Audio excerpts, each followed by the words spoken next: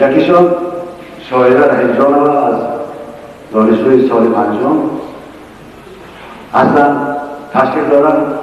خواهش میکنم بعد مهندسان از میده باشن.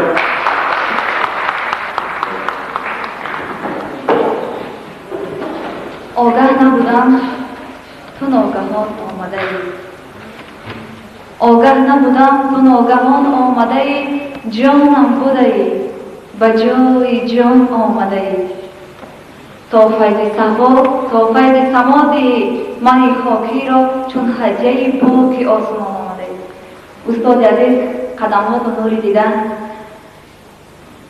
باور کنید آن هیجانی که حالا مرا فرا گرفته است با سخن نمیتوان ابراز داشت. آن محبت صمیمی، آنقدر مهری که نسبت این مرد هنر، نسبت این شاعر شناخته محبوب خلق دارم، امکانی با سخن ابراز داشتن ندارد.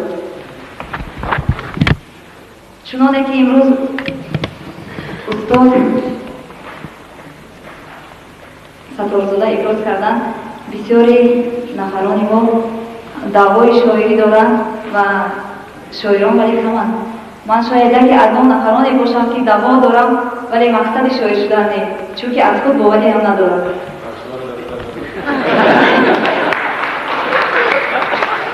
باور کنید این تحلیلم بود.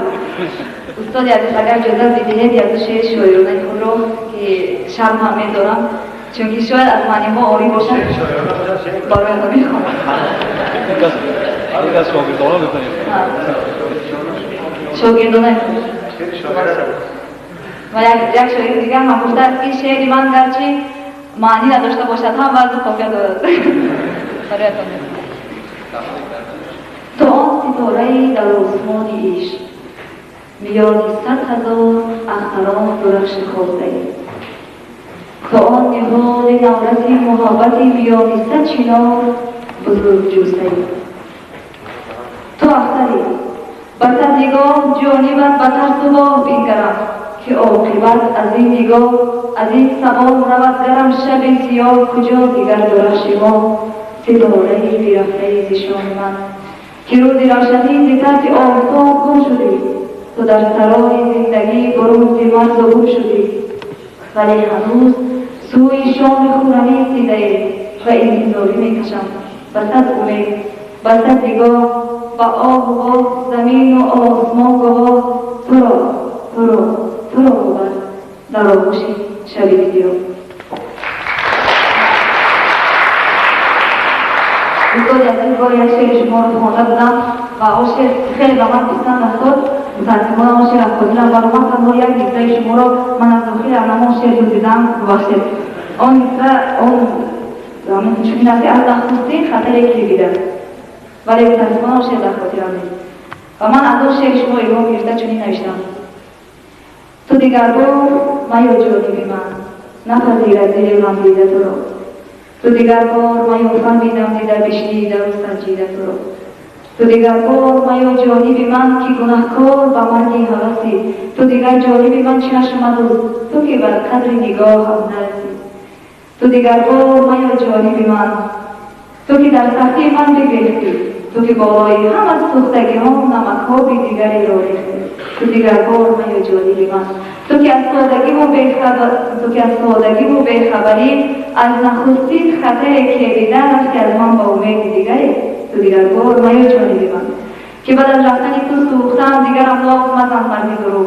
سبق زندگی و مختم، تو دیگر بار میا جانب من تو دیگر جانب من باز میا بیرا از دیده که از بین بروی گرچه بعد تو بمیرم به خدا.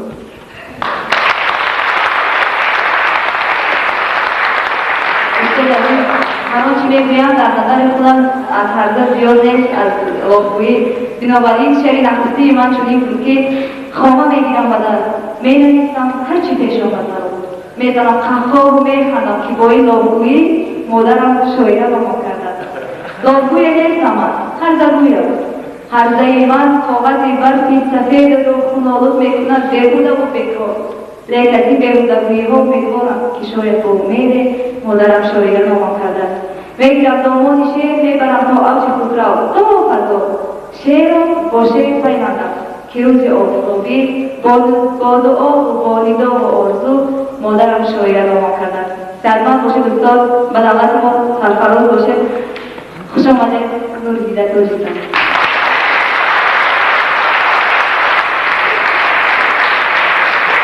لیکن हम शेर खुद करना जो अगर हम भाषा सुनावा तो कैसे नहीं दे क्योंकि अगर सुनने के सुनायो आपने की वीडियो मान नहीं बोला मतलब दिमाग के दिमाग बोला नहीं होता है कैसे जो होगा हम कैसे होता ना अपना